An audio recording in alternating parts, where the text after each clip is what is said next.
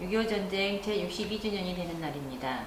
민족의 비극 6.25 전쟁 제62주년을 맞아 순천 보은지청 관내인 전남 동부 지역에서 개최되는 행사들이 있다고 하는데요.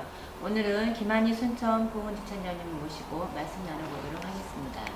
6.25 전쟁이라고 하면 1950년 6월 25일 새벽 4시 북한 공산군이 38선 전역에 걸쳐 불법 남침함으로써 일어난 전쟁인데요. 벌써 62주년이 되었습니다. 먼저 6.25 전쟁에 대해 말씀해 주시겠습니까? 네, 6.25 전쟁은 우리나라가 광복한 지 약 5년 만인 1950년 6월 25일 새벽에 북한 공산군이 군사 분계선이던 38선 전역에 걸쳐 남침함으로써 일어난 전쟁으로서 1953년 7월 27일 휴전까지 남북한 그리고 미국, 소련, 중국 등 20개국이 넘는 나라가 이 전쟁에 참전했습니다. 아, 그렇군요. 우리나라는 일제로부터 국권을 되찾은 지 불과 5년밖에 안 되었었는데요. 왜 같은 민족끼리 그렇게 큰 전쟁을 하게 되었는지 안타깝습니다. 6.25 전쟁 발발 배경에 대해 말씀해 주시겠습니까? 네, 1945년 2차 세계대전에서 일본이 패하자 미국과 소련은 일본군의 무장해제라는 표면적 이유와 자유주의와 공산주의의 확산 및 상대 세력의 확대 방지를 위한 이면적 이유로 북위 38척선을 경계로 한반도를 분할 점령하였습니다. 이런 상황에서 1948년 남북한에 대한민국과 북조선이 서자 남북한 관계는 더욱 적대적인 관계로 굳어졌습니다. 북한 공산주의 정권은 처음부터 남한을 무력 점령하여 한반도 전역을 공산화하려 했습니다. 따라서 6.25 전쟁은 예상되었던 일인 셈입니다. 여기에 1949년 중국의 국공내전에서 마오쩌둥이 이끈 공산군이 장제스의 국부군을 이겨 중국 대륙을 차지하자 북한의 남침 기도가 현실화되었습니다. 배후에 중국이라는 우호 공산 정권을 갖게 되었기 때문입니다. 중국의 마오쩌둥은 동아시아의 공산주의 혁명을 이끌어야 한다고 믿고 베트남과 한반도의 공산주의 세력을 적극적으로 지원하기 시작했습니다. 또한 유럽에서 평창 정책이 막히자 동아시아에서 돌파구를 찾으려 했던 소련의 스탈린 또한 북한 김일성 정권의 야심을 부추겼습니다. 6.25 전쟁은 이들 세 공산주의 지도자들의 합작품이었다고 말할 수 있습니다. 6.25 전쟁에 대해 남침과 북침설이 있다고 하는데요. 우리가 알기로는 북한의 남침설이 타당할 것 같은데 그러한 근거가 되는 내용이 있는지 궁금합니다. 북한의 남침에 대한 내용에 대해 말씀해 주시겠습니까?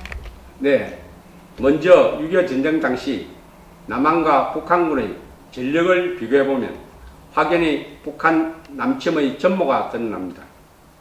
국군의 전력은 경장비 8개 사단, 21개 연대 등 9만 5천여 명이었으며 북한군의 전력은 중장비 7개 사단과 예비 3개 사단, 30개 연대와 전차 1개 여단, 특수부대 등을 포함하여 18만 2천 명이었습니다. 특히 T-34 전차 242대를 보유하는 등 전쟁 준비에 전력을 다한 것을 보면 북한의 남침설이 타당한 것을 알 수 있습니다. 또한 3일 만에 대한민국 수도 서울이 북한군에게 함락된 것 또한 전쟁을 계획적으로 준비한 북한의 남침이라는 사실을 뒷받침할 수 있을 것입니다. 6.25 전쟁으로 인해 한반도 전 지역이 전쟁의 피해를 입었는데요. 그 피해 상황에 대해서 설명해 주십시오. 네, 한반도 전 지역에 걸쳐 3년이 넘는 전쟁이 일어났기 때문에 국토의 약 95%가 폐허가 되었으며 한국군 5만 9천여 명 사망과 17만 8천여 명의 부상, 8만 2천여 명의 실종 또는 포로가 발생하였고 유엔군은 3만 7천여 명의 사망과 11만 6천 명의 부상, 7천여 명의 실종 또는 포로가 발생하였으며 민간가옥 61만 호가 파괴되는 등 막대한 피해가 있었습니다. 6.25 전쟁에 참전하여 우리나라를 지키신 참전 유공자들이 우리가 살고 있는 전남 동부 지역에도 많이 계실 겁니다. 그 현황에 대해 말씀해 주십시오. 네, 나라를 위해 희생 공헌하신 6.25 참전 유공자분들이 현재 전남 동부 지역에 3,767명이 계십니다. 그러나 고령화 추세에 있는 6.25 참전 유공자분들은 하루에도 몇 분씩 돌아가시는 실정이어서 그 수가 하루가 다르게 줄어들고 있어 매우 안타깝습니다. 6.25 전쟁으로 인한 많은 보훈 가족이 계실 텐데요. 그분들에 대한 지원 사항은 어떤 것들이 있는지 궁금합니다.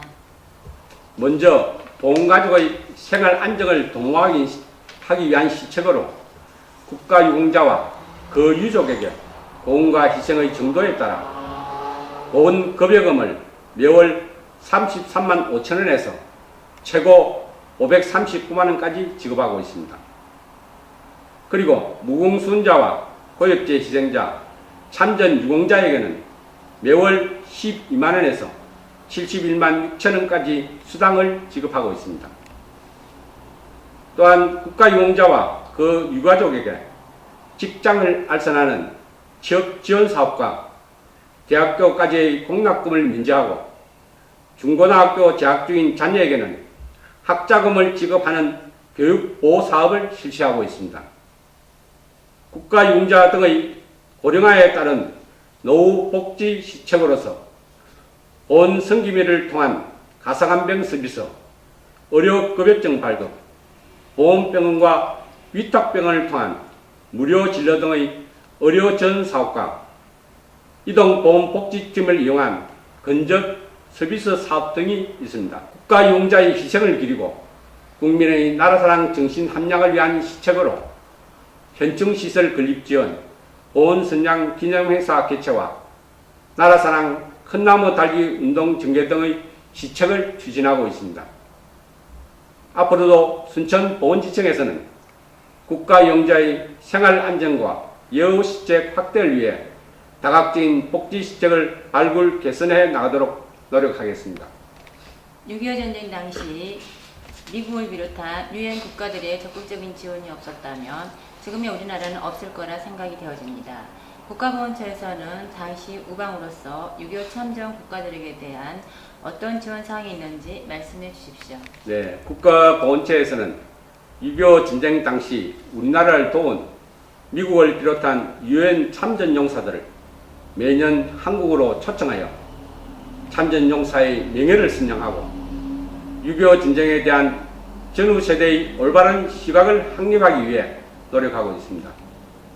이러한 행사를 통해 참전국과의 미래지향적인 관계를 수립하는 등 외교관계 발전의 계기를 마련하고 있습니다.